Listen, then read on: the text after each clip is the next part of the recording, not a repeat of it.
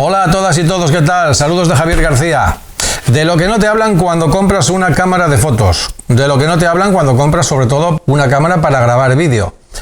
Hay cantidad de gente en internet haciendo reviews y explicándote las bendiciones de las cámaras que graban vídeo y siempre te hablan de la velocidad de enfoque, te hablan de la cantidad de píxeles, te hablan del tamaño, de que si 1080 full, que si 4K, pero de lo que no te hablan es de cómo procesan el color. De esto no se te habla en las reviews y por supuesto pues porque toda esta información en ocasiones no conviene que el comprador lo sepa. Yo es lo que te voy a aclarar en este vídeo. Te voy a hacer un poquito de historia de dónde viene todo esto y vas a aprender a decidir por ti mismo, a saber por ti mismo si estás comprando una cámara de vídeo que te da calidad o no. Porque si no sabes eso, al final compras sin saber lo que compras y eso no es bueno. Así que voy a dar un repaso a todo esto. Como te digo, haré un poquito de historia para que conozcas. Te explicaré un poco cómo funciona nuestra fisiología ocular y todo esto va a ser muy interesante y vas a darle utilidad a este vídeo.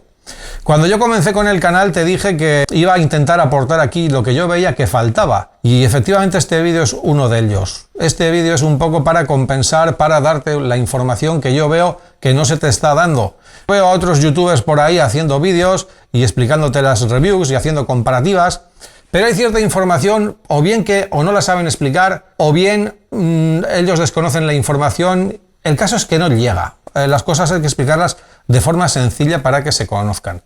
Hay que hacer explicaciones, como yo digo siempre, para niños de 6 años que te puedan entender. Y es lo que yo voy a hacer en este vídeo. Te voy a explicar qué necesitas saber para tú entender si estás comprando una buena cámara de vídeo. El mercado es muy amplio y el marketing siempre tira por el mismo lado y eso no queremos. Queremos saber qué es lo que estamos comprando. Vamos a ver el vídeo enseguida. Javier García. Suscríbete. Javier García. Javier García.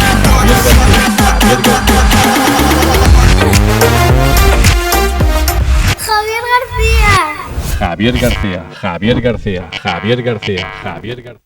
En el anterior vídeo, que te lo dejo aquí, te mencionaba que iba a hacer en breve un vídeo al respecto del submuestreo de crominancia. Y te voy a explicar todo esto que es, porque es fundamental que esto lo sepas a la hora de decidir qué cámara de vídeo comprarte. El submuestreo de crominancia no es más que una compresión de vídeo que se hace. Pero esto es lo que veo que se carece de esta información en todas las explicaciones que yo veo que hay por ahí. Y bueno, pues vamos un poco a remontarnos a lo que es la historia, que siempre viene bien aprender estas cosas. Las películas en color se empezaron a filmar en los años 30. En el año 38 en concreto, anterior al año 38 prácticamente pues todo se grababa en blanco y negro. Las técnicas de coloreado en las filmaciones eran de forma aditiva, es decir, se pintaban directamente los fotogramas o bien después una segunda técnica que era a través de plantillas colorear los fotogramas, pero eso de alguna manera era artificial. Pero apareció el Technicolor en los años 30, concretamente en el año 32. Apareció el Technicolor y esto ya consistía en recoger los colores de forma real y a partir de ahí se empezaron a hacer películas en cine en color. En el año 38 se hizo Robin de los Bosques en color, fue una de las primeras, una película que a mí me gusta mucho con Errol Flynn y demás. Y se utilizó pues la técnica Technicolor, que es la que primero apareció. Posteriormente aparecieron otras marcas como Kodak, el coloreado Kodak Color, que fueron los segundos que hicieron, y después AFA también se unió a esto con el sistema AFA Color. Pero bueno, en el año 38, como te digo, se hizo esta película, también Disney hizo Blancanieves y los 7 enanitos, y como no, la tan conocidísima Lo que el viento se llevó, que en principio se iba a grabar en blanco y negro, pues porque era carísimo, en aquella época era carísimo hacer películas en color, un 50% más de hecho del presupuesto, y hubo casos de productoras que se vinieron abajo, se medio arruinaron pues porque era carísimo y si luego no había taquilla, bueno, pues el caso es que Lo que el viento se llevó al final, en una decisión de última hora de los productores, se decidió hacerla en color y así se hizo. Por supuesto pues fue un éxito y todo le fue muy bien al estudio y demás. Lo que el viento se llevó fue en el año 1939 cuando se hizo, que se filmó, como digo, en color con el sistema Technicolor. Y a partir de ahí, en esos años, como te he dicho, era carísimo hacer cine, era carísimo grabar películas en color y no todos los estudios se lo podían permitir. De hecho, era caro incluso pues porque había muy pocas cámaras fotográficas que recogieran esto. En aquella época solamente había 24 fabricadas en todo el mundo que fueran capaces de filmar en color. Por tanto, eran cámaras carísimas y luego, pues bueno, aparte de todo lo que se necesita y todo lo que ocupaba aquel color físicamente, ¿no? En las películas de entonces analógicas, bueno, pues era grandísimo. Y bueno, pues esto ocurrió a principios de los años 40, seguíamos igual, haciéndose alguna película y demás, y luego, bueno, pues con el tema de la Segunda Guerra Mundial, esto digamos que se frenó, y durante toda esa época de la guerra, en los años 40, se volvió a filmar a blanco y negro, porque era inalcanzable prácticamente todavía el color, y después de terminar la Segunda Guerra Mundial, es cuando ya empezó a volverse a retomar el grabar películas a color. Y ahora te voy a explicar un poquito cómo funciona la fisiología de nuestro cuerpo, cómo funciona nuestra vista, nuestros ojos. Porque en los años 50 es cuando se empezó a estudiar todo esto precisamente para intentar sacar al gran público al mercado las cámaras. Siempre el negocio está en que todos los productos que uno haga lleguen a la calle y la gente de la calle los pueda comprar. Y entonces, en ese momento era carísimo, eran grandísimos los archivos, el color ocupaba muchísima información. Y es aquí donde yo quiero hacer mención a un ingeniero que ha sido olvidado en la historia prácticamente. Además es un ingeniero que vivió hasta el año 1989, Alda Vermont Eckford. Este señor fue el que inventó y de hecho patentó el submuestreo de crominancia. Y ahora te voy a explicar en detalle qué es esto del submuestreo de crominancia. Es algo fundamental, aquí en YouTube los que subimos vídeos pues debemos conocerlo. O, como te digo, si tú te compras una cámara de vídeo debes conocer qué submuestreo tiene tu cámara. Bueno, este señor con esta patente, este gran ingeniero, hizo un estudio en colaboración con varios científicos médicos de la época, en los años 50 estoy hablando, para determinar de qué manera funcionaba nuestra vista, nuestro ojo. Porque lo que se quería era producir cámaras más baratas y que sobre todo no ocuparan tanto espacio, pues porque era lo que hasta entonces se llevaba a cuestas, que ocupaban mucho espacio, y lo que se quería era reducir tamaño en los archivos que se grababan. Y entonces, bueno, pues un poco para que sepamos, desde entonces quedaron establecidas estas bases. Nosotros en nuestra vista tenemos lo que llamamos los bastones y los conos. La cámara lo que recoge son dos cosas, la luminancia y el croma de los colores, la cantidad de colores. Entonces, los bastones se ocupan de la parte de la luz y los conos se ocupan de la gama cromática, del color. Pero claro, ¿qué ocurre en nuestros ojos? Lo que ocurre es que tenemos un cono por cada 20 bastones. Esto ya se descubrió en los años 50. Un cono por cada 20 bastones. Es decir, nuestro ojo está más capacitado para distinguir la luz, la variación de luz, que para distinguir la variación de color. Esto está constatado y esto es así desde los años 50, como digo.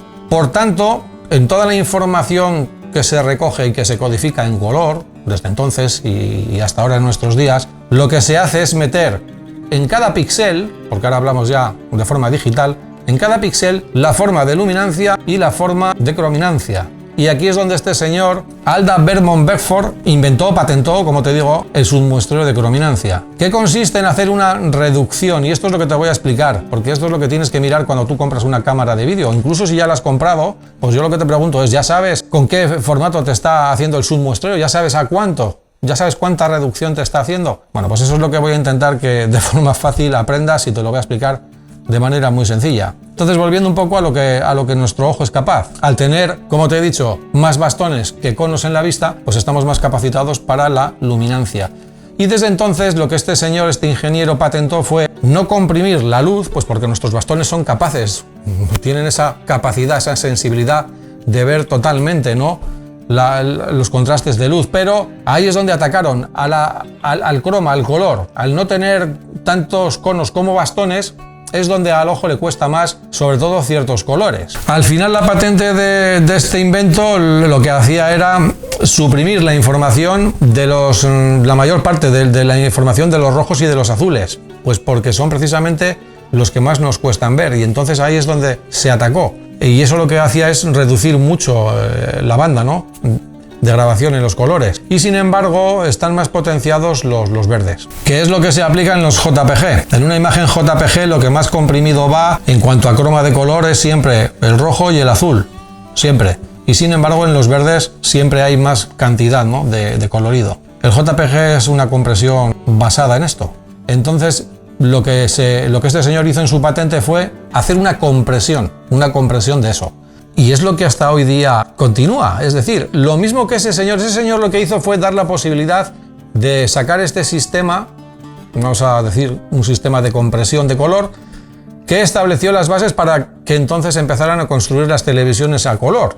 A partir de ahí, pues bueno, entonces las televisiones eran a blanco y negro, y a partir de este sistema es cuando se empezaron a producir televisiones en color a través o gracias a la patente de este ingeniero, que vuelvo a repetir que es un ingeniero que ha dado muchísimo dinero a ganar a las compañías fabricantes de cámaras, y es un señor que ha pasado sin pena ni gloria, ¿no? A mí me hubiera gustado ponerte aquí una foto de él, que es lo que suelo hacer pues cuando cito a alguien, y no he encontrado. Fíjate que te he dicho antes que este hombre falleció en el año 1989 y yo no he encontrado ninguna foto para ponerte. O sea, es un señor que es al que le debemos el submuestreo de crominancia. Este señor es el que hizo posible con esto que los archivos grabados de vídeo bajaran en peso un montón. Y entonces esto es lo que te quiero explicar. ¿En qué consiste esto? Todos sabemos que aquí cuando subimos los vídeos a YouTube van muy comprimidos. Bueno, pues van muy comprimidos precisamente porque se les aplica este submuestreo de crominancia, un poco en base a estos estudios que se hicieron en los años 50 y en base a determinar que nosotros no tenemos el ojo tan agudo para diferenciar colores. Aquí sí que te quiero hacer hincapié en este vídeo que te dejo aquí al respecto de lo que son los perfiles planos de color. Aquí te dejo el vídeo de los perfiles planos de color. Tienen y guardan mucha relación con esto que te estoy diciendo.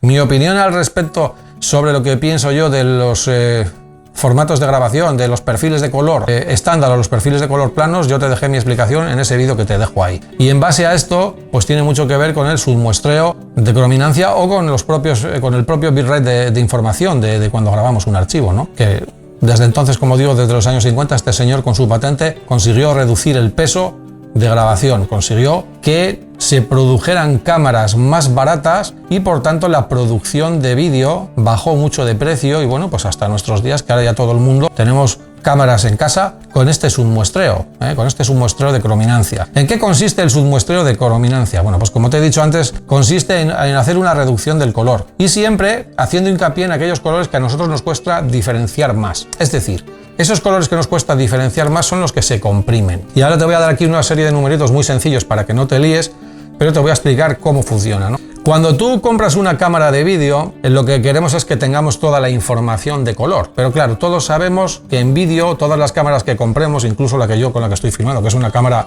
estupenda, todas las cámaras de hoy día, no te voy a dar nombres porque es que funcionan todas igual. Las Canon, las Sony, todas funcionan igual. Todas llevan este submuestreo de crominancia. Entonces, está establecido, para darte números, lo que no lleva ningún tipo de compresión en el color es lo que llamamos el 4.4.4. Esto no lleva ningún tipo de compresión.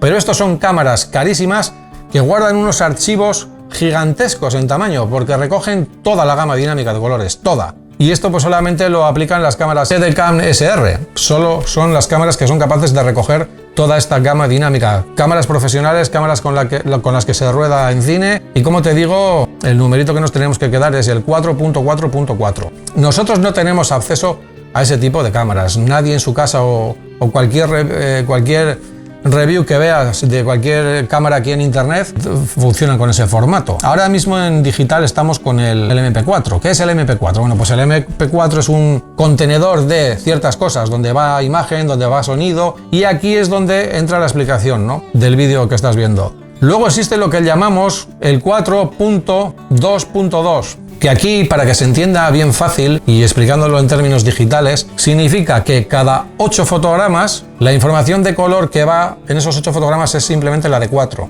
fotogramas. Los otros 4 fotogramas se hace un copiado, es decir, 4 fotogramas de color son reales y los otros 4 son copiados. Esto en el sistema 4.2.2, 4.2.2. Pero luego también existe el formato 4.2.0.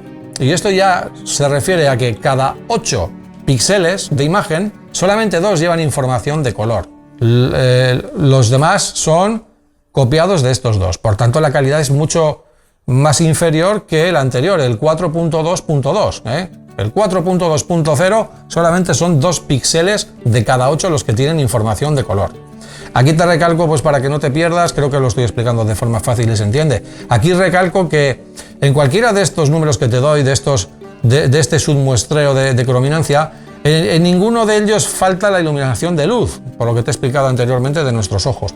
Siempre va la información en píxeles de la luminancia, de lo que es los claros, los oscuros, las luces, las sombras.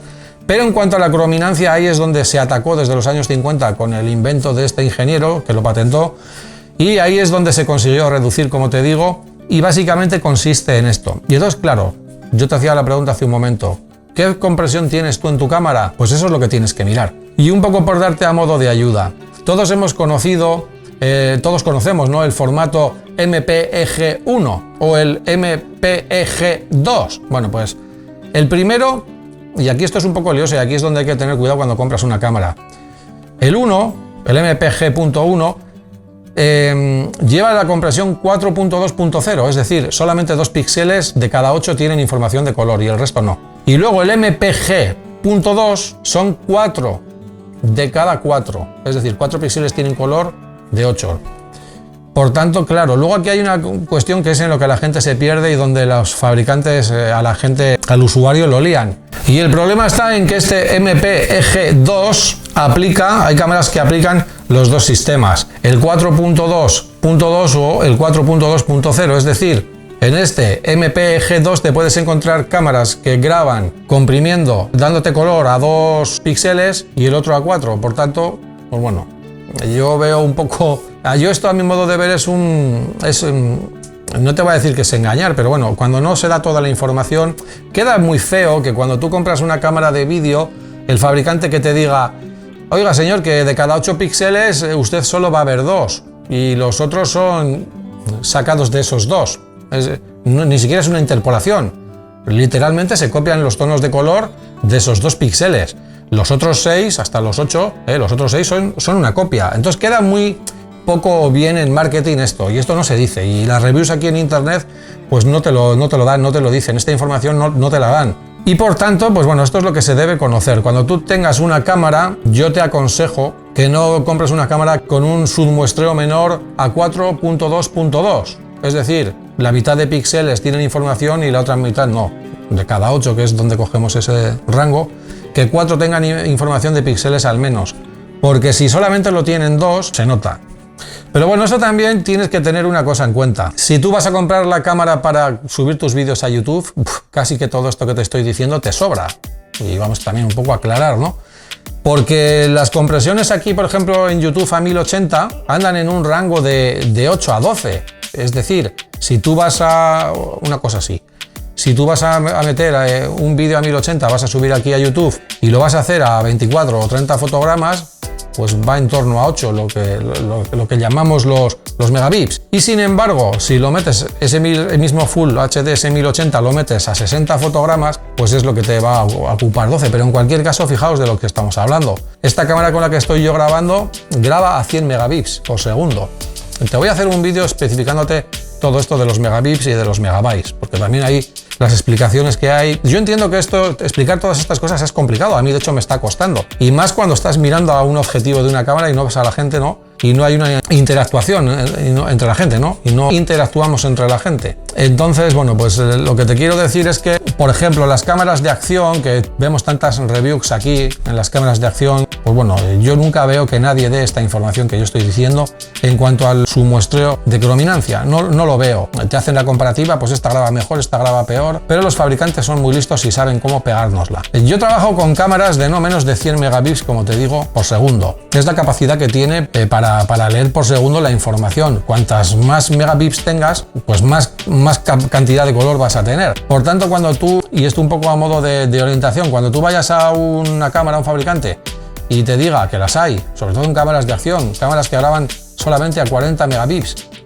y dirás, pues bueno, pues ya sabes que 40 megabits se queda un poco corto, porque a día de hoy yo ya trabajo con cámaras de 120 megabits. Pero claro, cuando subimos los vídeos a YouTube, recuerda lo que te digo, van en torno a 8, 10, 12. Entonces, claro, teniendo el ojo entrenado, y si tú, por ejemplo, vas a hacer un vídeo para una boda, pues entonces tienes que meterle toda la calidad que puedas.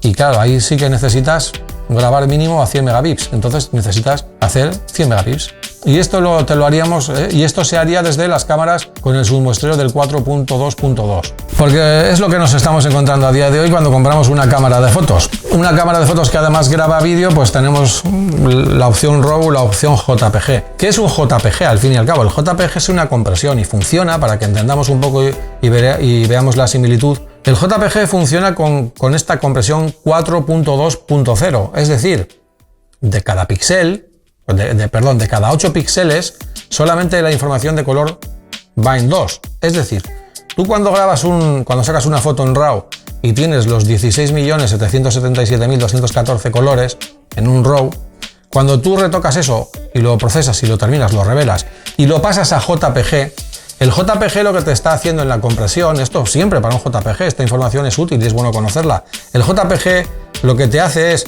de cada 8 píxeles se queda con la información de 2 y los otros los copia directamente.